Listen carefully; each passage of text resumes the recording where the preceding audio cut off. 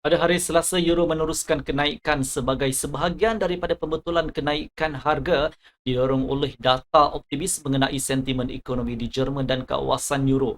Kemudian mata wang Eropah membuat pembalikan kerana dibebani oleh statistik jualan runcit Amerika Syarikat yang meningkat sebanyak 0.7% pada bulan tersebut, jauh melebihi anggaran 0.3%. Walaupun penunjuk tersebut terbukti lebih baik daripada jangkaan, ia masih di bawah bacaan Ogos yang membolehkan euro meneruskan rally kenaikan harganya. Selain itu, pedagang mencerna laporan yang agak optimis mengenai pengeluaran perindustrian dan pembuatan Amerika Syarikat. Dengan data yang menunjukkan bahawa ekonomi masih perlahan, Fed masih lagi berkemungkinan untuk menaikkan kadar selanjutnya daripada jadual. Pada masa yang sama, beberapa penggubal dasar kelihatan bersedia untuk mengekalkan kadar faedah yang stabil dengan mengatakan bahawa tidak perlu tergesa-gesa untuk mengetatkan lagi. Sementara itu, pound British tersekat dalam julat sisi. Pasaran telah mendapat data baharu mengenai harga pengguna. Inflasi di UK kekal stabil pada 6.7% pada bulan September, menafikan jangkaan ahli ekonomi yang menjangkakan penurunan selanjutnya. Pada asas bulanan, harga pengguna meningkat sebanyak 0.5% pada bulan September, melebihi ramalan sebanyak 0.4%. Berita tersebut telah menimbulkan kemungkinan kenaikan kadar faedah lagi sekaligus mendorong pound British naik. Sebelum kita masuk ke dalam analisis teknikal, mari kita lihat siaran berita lain yang akan datang. Kalender makroekonomi hari ini termasuk data mengenai inflasi di kawasan Euro. Inflasi tahunan dijangka 4.3% pada September 2023. Inflasi teras diramalkan diumumkan pada 4.5%. Perlu diberi perhatian bahawa Presiden ECB Christine Lagarde menyatakan kebimbangan terhadap kenaikan harga tenaga dalam ucapannya baru-baru ini, sambil menambah bahawa Bank Pusat akan bergantung pada harga pengguna teras sebagai ukuran yang boleh dipercayai bagi tekanan inflasi yang mendasari. Memandangkan inflasi teras berkemungkinan kekal tinggi, Bank Pusat Eropah mungkin akan menaikkan kadar faedah pada mesyuarat dasar seterusnya.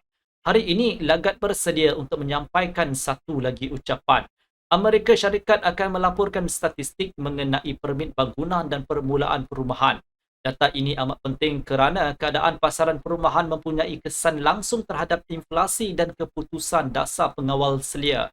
Tambahan pula, pedagang mungkin akan memberikan perhatian terhadap kenyataan oleh pegawai Fed jika penggubal dasar memberi isyarat bahawa mereka cenderung untuk menaikkan kadar pada mesyuarat seterusnya, dolar Amerika Syarikat akan menghadapi lebih banyak tekanan.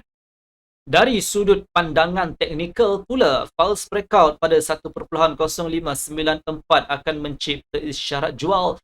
Dengan itu, ia akan membawa euro kembali ke 1.0563. Jika harga menembusi dan menetap di bawah tahap ini, mata wang Eropah akan menurun sehingga 1.0540. Pada tahap ini, saya cadangkan untuk membuat pembelian di rebound dengan jangkaan pembetulan intraday 20 sehingga ke 25 pips. Terdapat kemungkinan harga akan naik sekiranya harga membentuk false breakout pada 1.0563 atau bersatu di atas 1.0594. Penembusan di 1.0594 akan membuka peluang pembelian bergantung pada lonjakan sehingga ke 1.0617 dan 1.0638.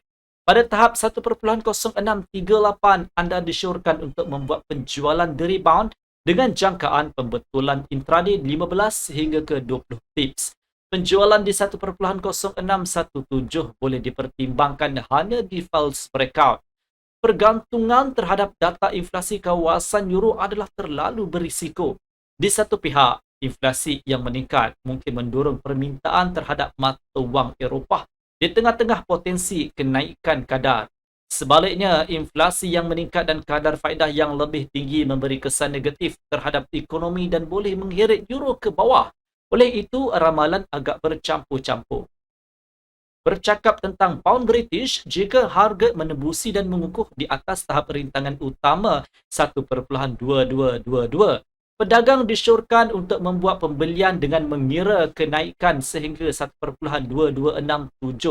Pada tahap ini, terdapat kemungkinan untuk penjualan di-rebound dengan jangkaan pembetulan intraday 30 sehingga ke 35 pips. Sebagai alternatif, false breakout di 1.2222 akan mencipta isyarat jual sekaligus menolak mata wang British turun sehingga 1.2179 yang merupakan pertengahan julat sisi atau 1.2147. Pembelian tahap ini boleh dibuka hanya di false breakout.